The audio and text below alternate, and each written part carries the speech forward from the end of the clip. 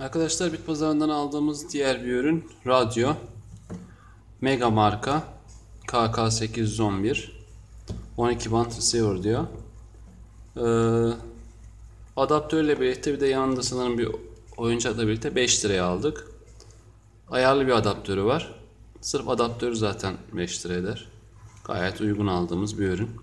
Şimdi ürünümüzü inceleyelim. They say you don't gotta go home, but you can't stay here. And no, I don't wanna be alone. Arkadaşlar fişe taktığımızda çalışmıştı ilk aldığımızda. Tekrar fişe takalım. Bir sıkıntısı var mı bakalım. Anteni sağlam. Açalım. Açma kapama burası.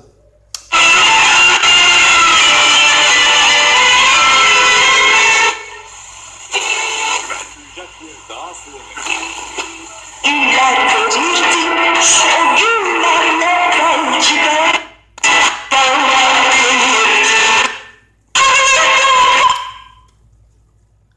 Şurada saydam camı kırık. Şurada muhtemelen etiketleri eksik.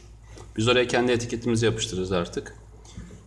Potansiyometresi ses kısılmıyor. Direkt yüksek çıkıyor. Bunu bir açıp bakalım. Sıkıntısını çözelim. Şu kısımda dışarıdan ekstra giriş olduğu halde daha önce işlem görmüş. Buradan arkadaş adaptörü bağlamış. Direkt lehimlemiştir diye tahmin ediyorum. Pil yuvamız var. Pil yuvamız burası. Büyük piller kullanılıyor bunda da. Bu gayet temiz bir ürüne benziyor. Hadi açalım şimdi içini.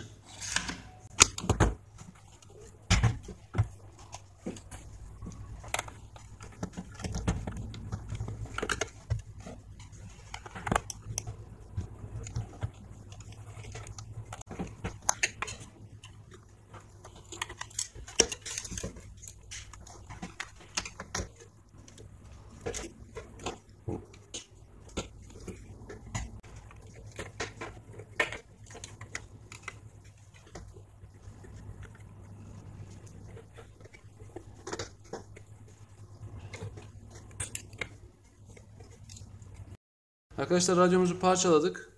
Şu kısmın silikonu kopmuş. Şurada göreceksiniz. Direkt bağlantıyı, güç bağlantısını buradan yapmışlar. Bunu sökeceğim. Ben bir şeyin orijinalinin bozulmasını sevmiyorum. Bunu oradan kaldıracağım. Potansiyometremiz arızalıydı. Direkt ses ayarı yapılmıyordu. Devreyi bir temizleyelim. Çalışacak mı bir bakalım.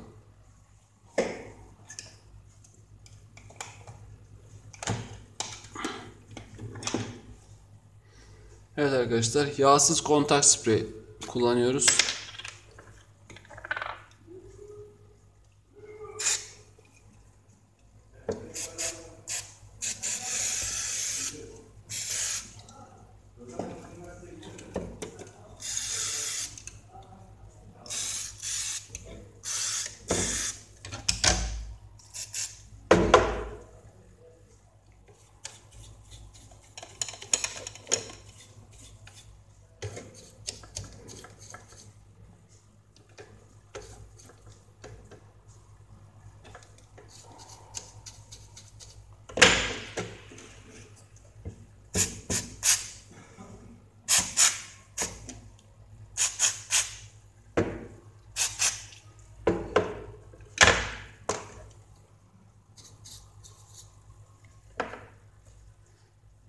Kartımızı güzelce temizledik.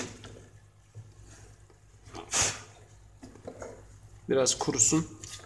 Bir güç verelim. Bir inceleyelim bakalım. Şunlara dikkat edelim.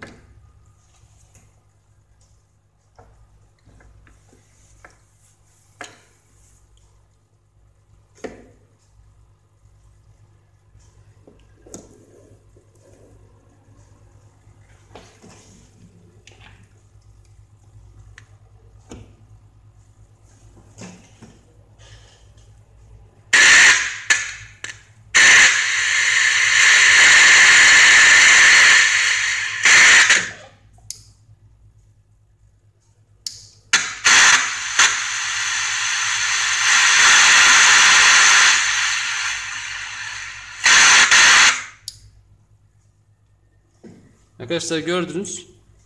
Temizlikten sonra normale döndü. Şimdi şu bağlantıları ayıralım.